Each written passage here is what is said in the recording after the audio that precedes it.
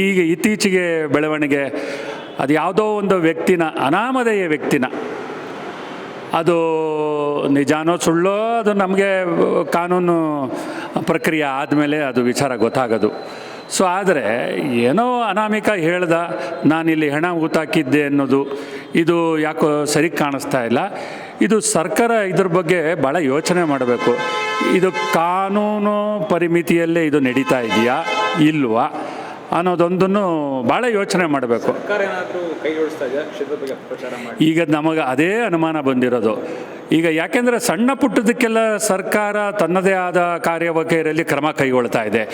ಇಷ್ಟು ದೊಡ್ಡ ವಿಶ್ವವ್ಯಾಪ್ತಿ ಕ್ಷೇತ್ರದ ಷಡ್ಯಂತ್ರ ನಡೆಯುವಾಗ ಇವ್ರು ಕಣ್ಣು ಮುಚ್ಕೊಂಡು ಕೂತಿದ್ದಾರೆ. ಸರ್ಕಾರ ಯಾತಕ್ಕೆ ಈ ಥರ ಆಗ್ತಾ ಇದೆ ಅನ್ನೋದು ನಮಗೆ ಭಾಳ ನೋವುಂಟಾಗ್ತಾ ಇದೆ. ಕೆಲವರು ಅದೇ ಹೇಳಿದ್ನಲ್ಲ, ಅದರದೇ ಆದಂಥ ಕ್ಷೇತ್ರದ ಭಕ್ತರು ಇದ್ದಾರೆ. ಸೊ ಅವ್ರಿಗೆಲ್ಲ ಬಹುಶಃ ನೋವು ಉಂಟಾಗ್ತದೆ. ಇನ್ನೊಂದು ನಾನು ಹೇಳಿದಾಗೆ ಜೈನರು ಟಾರ್ಗೆಟು ಅಂದರೆ ಅಲ್ಲಿ ಆಡಳಿತ ಮಾಡ್ತಾ ಇರೋದು ಅದು ವಂಶಪಾರಂಪರಿಕೆಯಿಂದ ಆಡಳಿತ ಮಾಡಿಕೊಂಡೇ ಬರ್ತಾ ಇದ್ದಾರೆ.